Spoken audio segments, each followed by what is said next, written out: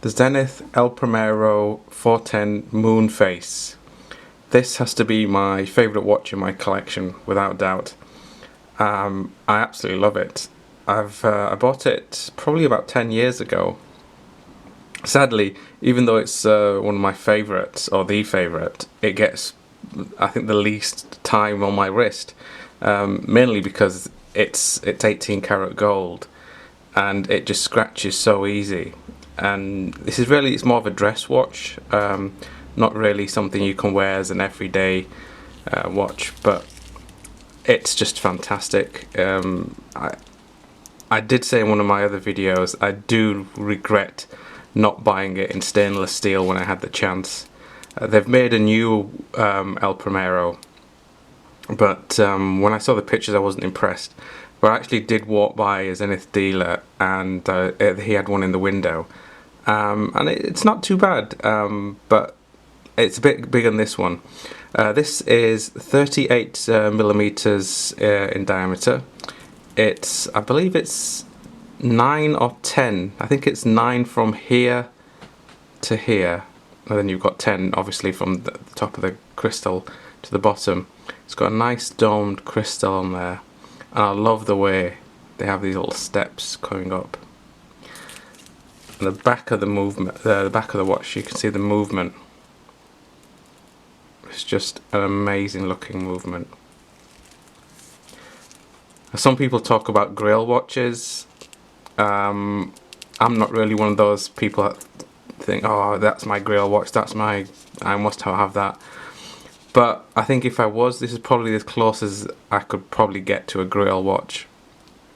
I think my all-time would be a Patek Philippe. I can't remember the reference number. I think it's 3970, which is the moon face. But I wouldn't be able to spend 80 to 100,000 pounds on a watch. I mean, that's just ridiculous. I would never wear it. It'd be just ridiculous. But that one is a beautiful watch. But I think this does give it a really good run for its money. It's got the in-house movement by Zenith, which is actually the same movement used in this. This is a Rolex Daytona with the Zenith movement. I've actually had the Rolex longer than I've had the Zenith, but you can probably see the way the dials are laid out and the subdials, that it's the same. But the Rolex doesn't have the moon phase or the triple date, which is a bit of a shame. I don't quite understand why they didn't do that. But I'll do a review on my Rolex, and I'll put a link onto it if you want to see that one. So back to the Zenith. It comes on this brown crocodile strap. I did get a black one as well. The dealer always sorts me out with an extra strap. It's got a signed deployant buckle there and there. It closes really nice and firmly.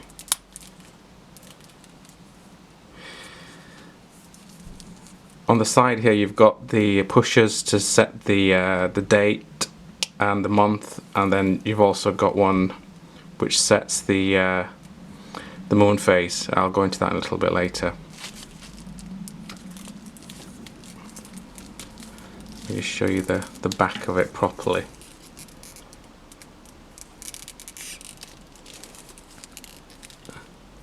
Get it undone. Oh. You have to lift it up.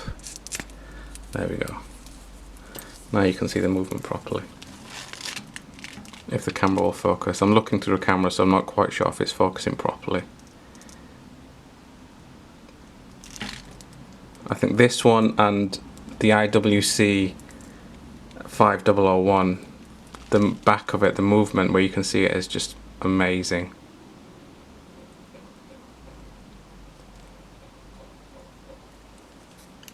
Okay, I will get back to you with more close-up of the dial. The dial has a triple date with a moon phase and chronograph. Now when you buy one of these triple date moon phase ones, they give you this little leather pouch, and inside you get one of these little pushers. This is to change the date and the moon phase, which is just at the side here. But I'll show you the dial first. So here you have the day, here is the month, and then at the bottom is the date, and then obviously the moon phase. And it's got a constant second hand running here, 30-minute totalizer here, and the hour one here. It's a 12-hour in total. Now the movement is just a fantastic movement. It's so smooth, and when you start it, there's no jolt whatsoever. It just glides across the dial. You can just see the hand, the way it's just moving across, and when you turn it on and off, it's just so smooth. There's no sort of, you've got to put a lot of force on there. Some of them you've got to put a real large amount of pressure on to start the chronograph, and then there's a big jolt. This one, it's just, and the click is, it's just so nice. They've made just a fantastic watch. It's now been, this one's been discontinued, but they've brought out a new one. I did say that I do regret not buying this in stainless steel. Now, another YouTuber called Guido Pelagos, he's got one. He's just bought one, and he's done a review of his. And I'll put a link here. I'll ask him if I can put a link there, and I'll put a link to his channel there and his review. His is slightly different. His dial has got the smooth dial. This one has got this sort of etching.